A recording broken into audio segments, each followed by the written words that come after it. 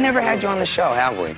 Nope. Not since I've been host, because Nope. I know I was saying a little bit earlier that we've always gotten letters, you know, asking what's been up with you. Yeah. With Merciful Fate. Yeah. I just missed you in Milwaukee. I know. We were both up there for the Metal Fest. Did you get to see a lot of the bands played up there? I got there a little late on that day when they were playing. It's the thing they do every year. They have like 50 of the heaviest bands. And Yeah. A lot of fun. A lot of fun.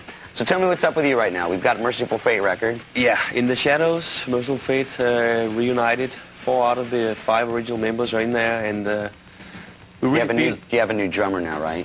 Yeah, Snowy Shaw from King Diamond is going to do the tour for us here. And the tour starts the 8th of September on the East Coast, and we start a week before rehearsing right here in New York. So we'll be here pretty soon, and it's... Now, how long has it been since you played with Merciful Fate? It's not been since '85 was the last concert. So there was a long time where we musically was not working together, but we always kept in contact because we're always good friends, you know. And so it was a little bit strange starting again because you didn't really know how the different people was feeling about, you know, when you start arranging songs and picking each other's songs apart and putting them back together, you know. But it felt like we'd just done the last album, Don't Break the Oath, a couple of days before. We joined again and started working. So the chemistry was there immediately. It was unbelievable. Great. When we come back, we're going to talk to King Diamond. We're also going to be playing the new video for Egypt, which we played before on the Headbangers Ball, and I know you're going to dig it.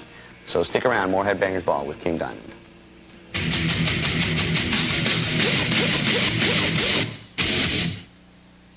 Merciful Fate record is called In the Shadows, and King Diamond of Merciful Fate is in the studio with us. Now, here's one question I have. You're doing the Merciful Fate stuff now. Are you still going to put out King Diamond records? Yes, definitely, yeah.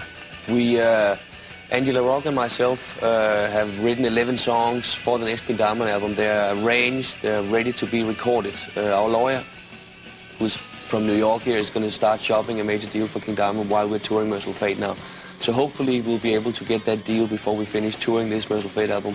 Go straight into the studio and do the King Diamond album. Now, when you're recording or when you're writing songs, is there a certain song that you'll say, okay, this would be perfect for King Diamond, or this would be perfect for Merciful Fate? No, actually not, because I had all the stuff for King Diamond written before we even started considering Merciful Fate. That's not even a year ago that we considered it and did the whole thing. So it went pretty fast, and we wrote brand new songs. The ones I wrote, I tried to stay away from the keyboard. There is, though, on one song, harpsichord pretty much through the whole way.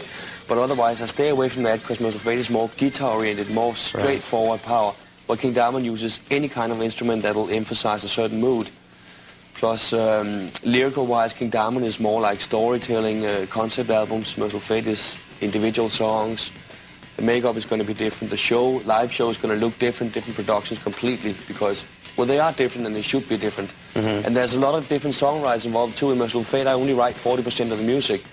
And so there's other guys doing the rest, and I write 75% of the King Diamond stuff. So there's definitely a different style that's coming through with each band. Plus the arrangement of the whole thing is another thing that does. Do you think a fan would be able to listen to a new Merciful Fate song as opposed to a new King Diamond song and be able to tell the difference right off? Yeah, I actually had proof of that because I heard a lot of people come up to us and say, my God, this sounds just like Merciful Fate used to sound, just with a better production. And they had expected it to sound at least half and half King Diamond, Merciful Fate, you know, but I surely didn't want that because I want to keep the two separate because I feel there is a very clear difference there. Well, right now we're about to play the video for Egypt. So is there anything you want to tell me about this video? It deals with it's a very straightforward, very aggressive song all the way through pretty much, and it deals with Egypt, but it also deals with an out-of-body experience where a person is out of body, finding out that he's dead in Egypt, appearing in front of the court in the judgment hall in the old Egyptian gods, and really wants to find out. Did you any kind of research for this song? Or? Yeah, sure. And he finds out that he's about to be judged either to go this way or that way, and he really wants to find out, but also remembers that his body is lying there back home, and he's got to be back before it wakes up, because if it's not, he'll never come back to it. Well, let's check it out. Here is Egypt from Merciful Fate. Rusty Cage and currently Soundgarden is out on the road with Blind Melon and with Neil Young, so you might want to check that tour out. And we're here with King Diamond, and we're on the subject of the new Merciful Fate record. The new Merciful Fate record is in your stores. It's called In the Shadows. And right now I want to talk about a song, Return of the Vampire, which you have a special guest drummer appearing on that one. Yeah. Lars Ulrich from Metallica joined us for 3 days in the studio in Dallas. We've been very good friends for a long time, you know, and we've been talking about jamming some old Merciful Fate stuff, you know, a lot of times, maybe just at a bar somewhere, you know, where nobody really would know of it. But he had 5 days off from Metallica. They were in Mexico City doing Hawaii Next, so they were off there, and he called me up and said, hey, what do you say, you know, we jam some old Merciful Fate in the studio and see what happens? Because it was not like, yeah, let's plan and do this and get it out. But he said, do rehearse Return of the Vampire quite a bit, you know. So we did that, and he came in, you know, it was unbelievable experience to play with him, because he has a very, very unique style, and we learned a lot from playing with him too, you know. And I guess that's the quickest drum track Lars has ever put down on tape, you know. It was so live, so spontaneous, and just a great feeling. It was such a natural high that normally when we get together, there's, you know, if a few beers go down and stuff like that. Here, over 3 days, the person that had the most beer was 2 beers. That pretty much shows what a natural high it was, you know. So it has a very lively sound to it, but a great rearrangement. We all contributed on it, the new arrangement, and it really turned out very heavy. So good that we all thought it would be great to have on the album as a bonus track. Now, you've been around the metal scene for quite a long time. What are some of the major changes? I mean, now that you look at it, because it seems like this year, I mean, it seems like almost rock has almost died, sort of. It just seems like the scene is kind of phased down a little bit. I mean, what do you see? Well, we're getting like an amazing response on the new album, which I have actually not seen before in the entire career.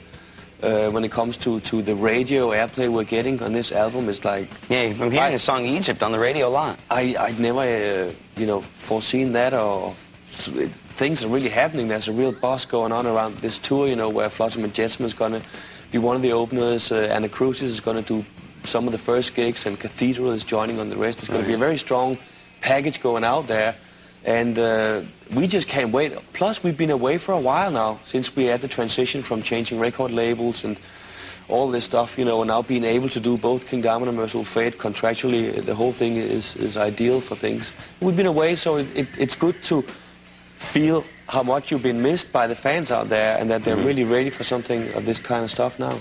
Okay, well, for those of you that want to know, I have a couple of the dates, because you are going out on the road. Yeah. And I know that September 8th, they're in Albany, New York, and September 9th, Boston, 10th, Brooklyn, 11th, Baltimore, skip 20th, they're going to be in Cleveland.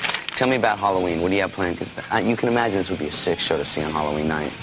New York, Halloween. So there you go. Plan on that, Halloween. Again, it's going to be Merciful Fate. And you maybe think there'll ever be a show like King Diamond and Merciful Fate, same thing? Kind of tiring, huh? Tough on the voice. I've tried once in my career to do 2 shows the same night, and it's like I said, never again. So I doubt it. Okay, well, there's a couple of the shows, and we'll be back with more Headbangers Ball, so stay tuned.